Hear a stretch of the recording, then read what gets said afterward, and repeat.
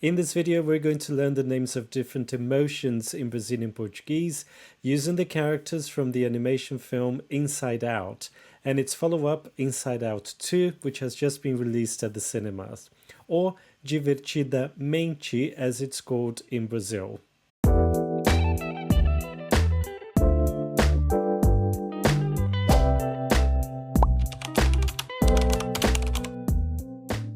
Olá pessoal, welcome back to the channel. So before we have a look at what some emotions are called in Brazilian Portuguese, let's have a look first at what the film Inside Out has been called in Brazil. The official title in Brazil is called Divertidamente. So that is a play with words. The word divertida means fun or amusing. And then the word mente means mind. So something like fun mind or amusing mind. But when these two words are read together, divertidamente, that forms a different word, which means amusingly or in a fun way. So the ending mente is the equivalent of the ly in English. So amusingly or in a fun way. So the title Divertidamente plays on this double meaning. It combines the idea of an entertaining and playful exploration of the mind, which kind of fits the theme of the film Inside Out. In the film you have different emotions as individual characters. Inside the mind of the film's main character, a girl called Riley. So let's see what the different characters representing different emotions are called. So first we have the character Joy. In Brazil, she's been given the name of Alegria, which is the literal translation of joy. The adjective is called alegre, which means joyful. But we actually tend to use more the adjective feliz, which means happy. So the noun is felicidade, happiness. Let's see an example here with the adjective feliz. Ela está feliz porque ganhou na loteria.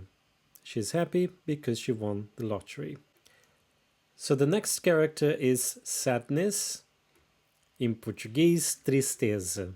The adjective is triste, which means sad. Triste is also a neutral adjective. Let's say an example here. Estou triste porque não posso ir à festa. Now the next character is anger. In Portuguese, raiva. We use the word raiva in the phrase que raiva. That literally means what anger, but it's what we say when we want to say how infuriating. Que raiva. Now the adjective is raivoso, angry. But we actually tend to use the synonyms zangado, brabo, or bravo instead of raivoso. So it's much more common for people to use one of these three synonyms. An example here, ela está zangada com o namorado. She's angry with her boyfriend. So next we have fear. In Portuguese, medo. The adjective is medroso, which means fearful. But we only use medroso or medrosa when we want to refer to someone who is always fearful. So that is someone's characteristic of always being fearful. But if we want to refer to the temporary feeling of being afraid or scared to do something, we use the structure estar com medo de. For example, estou com medo de falar com ele. But if you want to express the idea of having a fear or a phobia of something or of doing something, you can use the structure ter medo de. So we have the verb ter here, to have fear of. For example, eu tenho medo de altura. So I have a fear of heights or I'm scared of heights.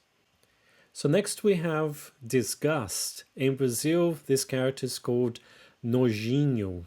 Now this comes from the noun nojo, which means disgust. but they've added the diminutive inho here, and I guess they've done it to make it sound cuter, because nojo is probably quite a strong word.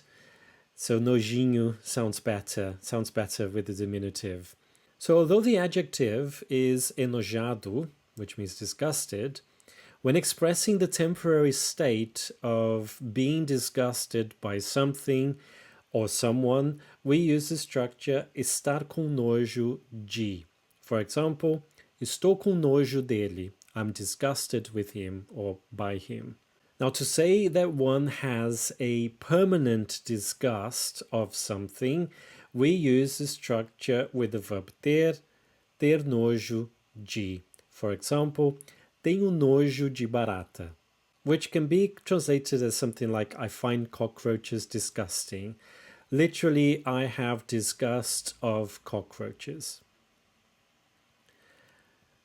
And we also use the phrase que nojo, literally, what disgust, when we want to say how disgusting, que nojo. Next, we have anxiety, in Portuguese, ansiedade. The adjective ansioso, anxious. Let's see an example. Ele está ansioso porque vai ter que falar em público. He's anxious because he will have to speak in public. But we also use the adjective ansioso or ansiosa in the structure estar ansioso para, but that actually has a positive connotation. It's what you use when you want to say that you are looking forward to doing something. For example, eu estou ansioso para ver você de novo. I'm looking forward to seeing you again. So that has a positive connotation, something you are looking forward to doing. Next, we have envy, in Portuguese, inveja. The adjective is invejoso or invejosa. It means envious.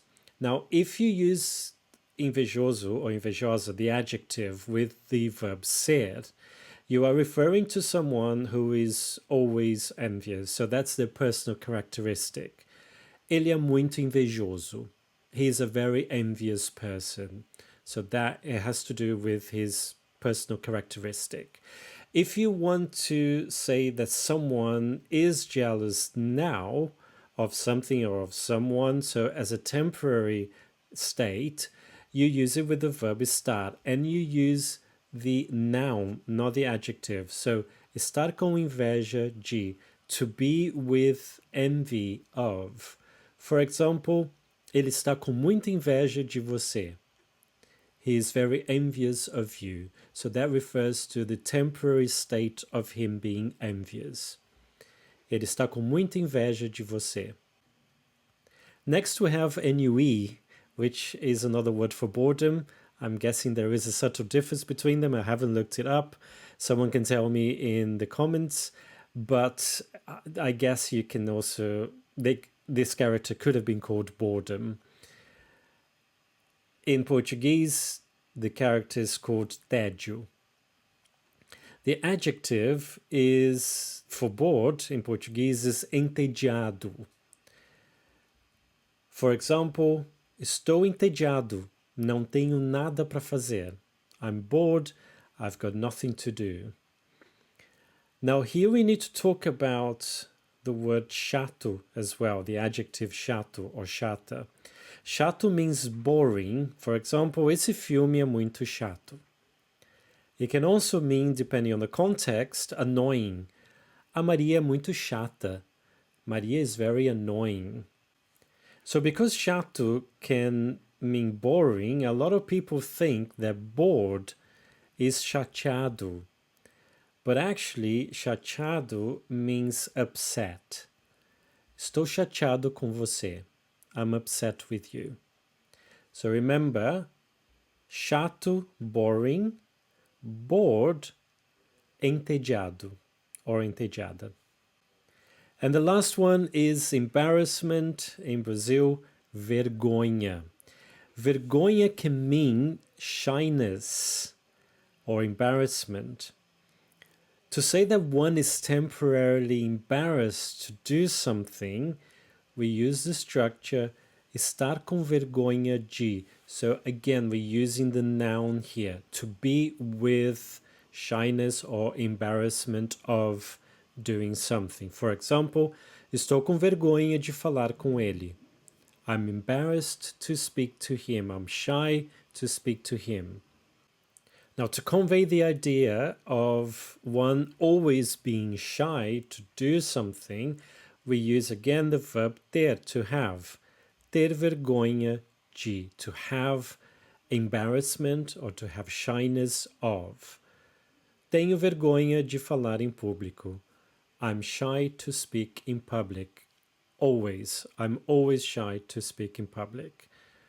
Now, vergonha has another meaning. It means also shame, depending on the context. And the adjective is vergonhoso. But vergonhoso is shameful. That's why we don't use that adjective when you say you are shy or embarrassed to do something. You use the noun, vergonha, either with the verb estar or the verb ter. So the adjective vergonhoso or vergonhosa means shameful. Now, there is actually an adjective that means embarrassed, and that is embaraçado. There's also another one, encabulado, but anyway, let's stick to embaraçado here. Embaraçado means embarrassed, but it's a little bit old-fashioned. It's I don't think people use it that much these days.